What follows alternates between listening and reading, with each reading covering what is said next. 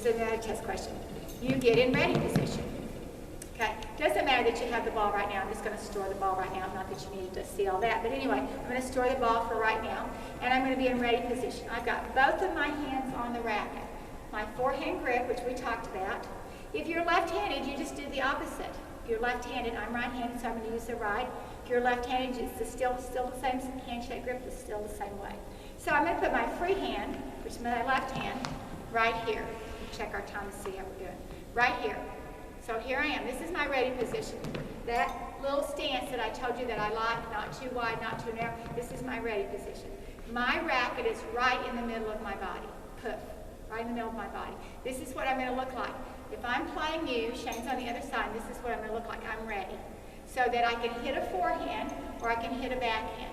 Right in the middle. If I stand in ready position like this, and someone hits me a forehand to the right side of my body, it's going to take me longer to come over here and hit it than it would be if I was already in ready position. Same thing if I tend to leave my racket down here, I've got to bring it up and get ready. So ready position combined with footwork is what enables a lot of people to be a better player. Not just the fact that you might can hit better strokes, but the fact that you are always ready to get a ball. And that's the thing in tennis, you always get one more ball back than the other person. Always. One more ball. That's going to help you right there. One more ball. I hit one more ball. Then that makes you hit one more ball. So I want to start off with ready position. So we already talked about the grip. We've got all this warmed up, the stance. This is my ready position with my racket right in the middle. I would say in line with your belly button. Right in the middle with the grip.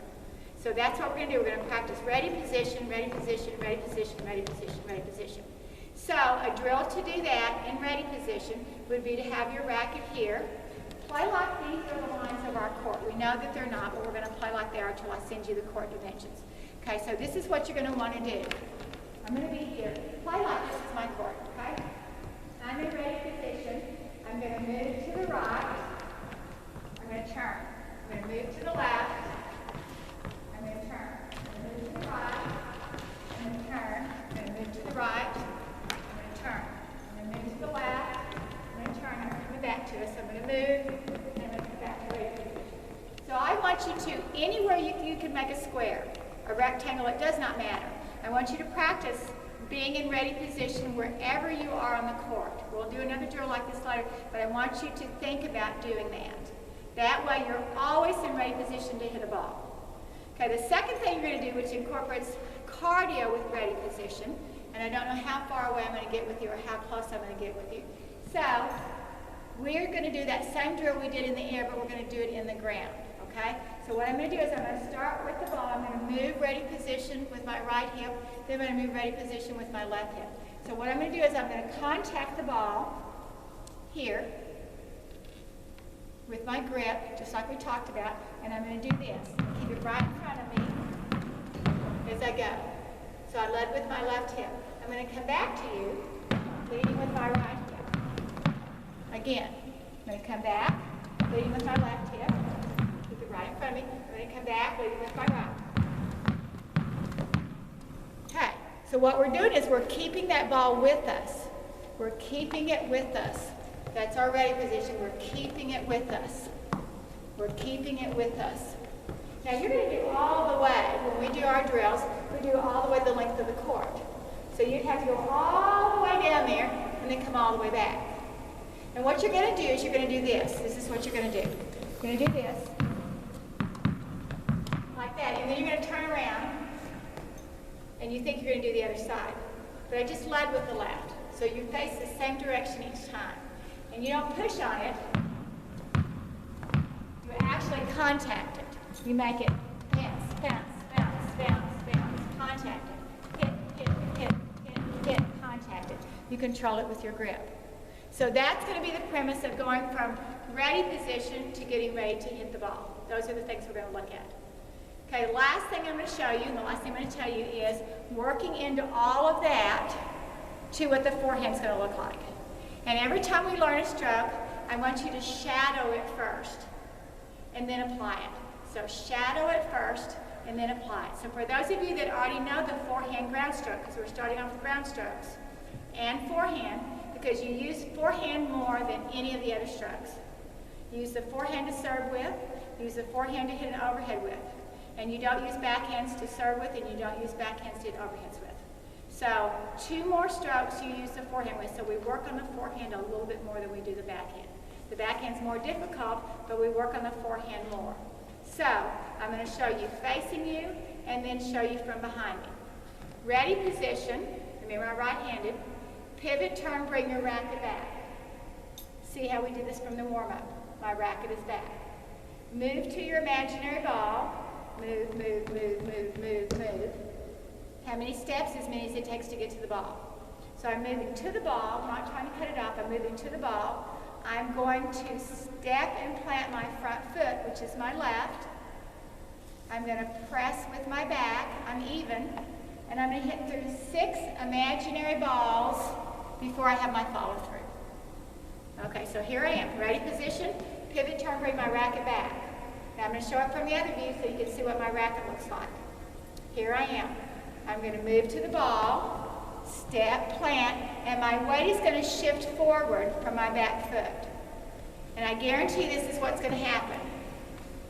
Here, and then you're going to hit it like this. And you're wondering why it didn't go there and it went over there. Because I had the same foot, right racket in. I want opposition. I want it to be here, like this. My weight transfer. Remember I said you get your power from the ground, you get your power from the ground and your legs, not from your twirling arm. Okay. Last time I'm going to change directions. Ready, position, middle of my racket, correct grip, pivot, turn, bring my racket back. Here's the ball, the imaginary ball. It's going to bounce right there. 6 imaginary balls I hit through, so that way it goes 1, 2, 3, 4, 5, 6, and then my follow through. If I only hit 2 balls, I haven't got enough for it to go over. If I hit and swing up with my face open, remember what happens when your face is open? The ball's going to go up. Okay, now you get to see the back view. Sorry about that. You get to see the back view. I'm in ready position, racket in the middle.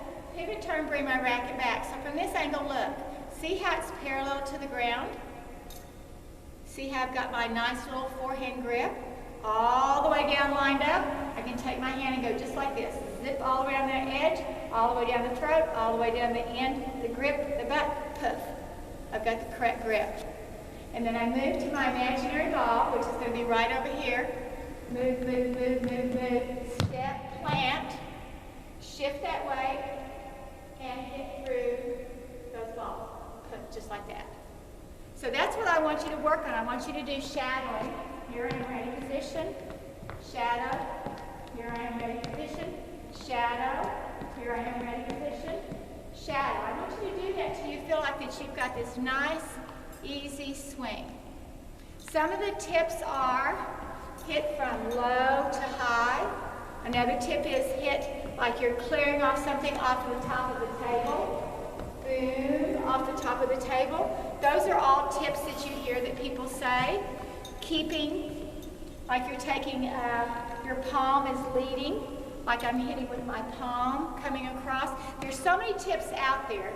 You'll see tips other than what I tell you. You'll see something that makes sense. And you go, oh, I see what she's saying. So don't be afraid to watch other videos. Don't be afraid to go into something else on the forehand video and see what else is there.